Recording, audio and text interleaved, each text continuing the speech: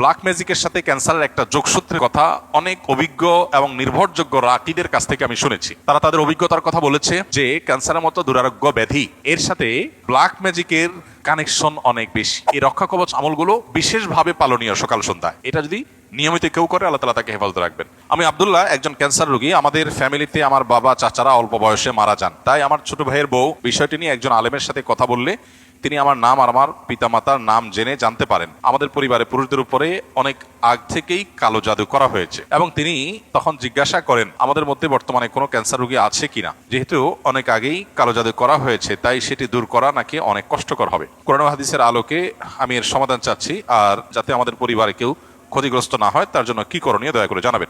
দেখুন, ব্ল্যাক ম্যাজিকের সাথে ক্যান্সারের একটা যোগসূত্রের কথা অনেক অভিজ্ঞ এবং নির্ভরযোগ্য রাকিদের কাছ থেকে আমি শুনেছি। তারা তাদের অভিজ্ঞতার কথা বলেছে যে ক্যান্সারের মতো দুরারোগ্য ব্যাধি এর সাথে ব্ল্যাক ম্যাজিকের কানেকশন অনেক বেশি। কিন্তু এখানে যেটা বলা হলো যে কোনো ব্যক্তির নাম পিতার নাম জেনে ওই বংশের সবাই ডায়াগনোসিস করা হচ্ছে, অনেক নির্ভরযোগ্য রাকিদের মতে এটা সঠিক নয়, এবং এই পদ্ধতিটা মূলত রুকিয়ায়ে শরঈয়া বা শরিয়া সম্মত যে রুকিয়া তার মধ্যে এই পদ্ধতিটা পড়ে না। রুকিয়া শরঈয়ার সবচাইতে সহজ এবং স্বাভাবিক পন্থা হলো ডায়াগনোসিসের, যে কোরআনে কারিমের তেলাওয়াত, রুকিয়ার আয়াতগুলোর তেলাওয়াত এবং এ জাতীয় বিষয়াশয়গুলো যখন করা হয় তখন রোগী তার মধ্যে একটা অবস্থার পরিবর্তন হয়, অস্থিরতা আর না হলে প্রশান্ত অনুভব করা, এগুলো দেখে মোটামুটি রাকিরা নিরূপণ করেন যে সে এফেক্টেড কিনা। আরও নানাবিধ উপায় আছে, এটা তার মধ্যে একটা।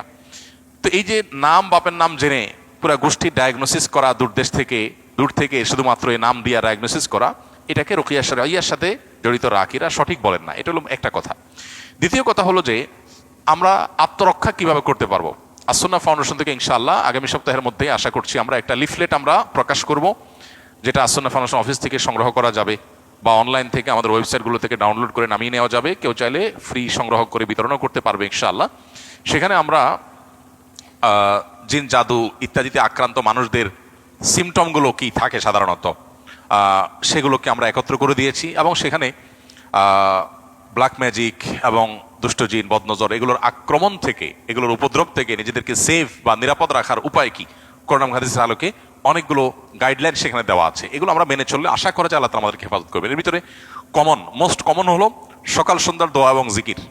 এটা যাতে কোনো অবস্থাতে মিস না হয়। বিশেষ করে সকাল সন্ধ্যা দোয়া জিকিরের মধ্যে রক্ষা কবচ যে দোয়া জিকিরগুলো আছে এগুলো কিন্তু খুবই গুরুত্বপূর্ণ। 3 কুল, বিসমিল্লাহিল্লাযী লা ইয়াদুররু মা ইসমিহি, তারপরে আপনার হাসবিয়াল্লাহু লা ইলাহা ইল্লাহু, আয়াতুল কুরসি, এই রক্ষা কবচ আমলগুলো বিশেষভাবে পালনীয় সকাল সন্ধ্যায়। এটা যদি নিয়মিত কেউ করে, আল্লাহ তাআলা তাকে হেফাজত রাখবেন। সুন্নাহ সম্মত রোজাগুলোর বৃহস্পতিবার, বিশেষ করে চাঁদের 13, 14, 15 ব্ল্যাক ম্যাজিক থেকে বাঁচার জন্য এই 3 দিনের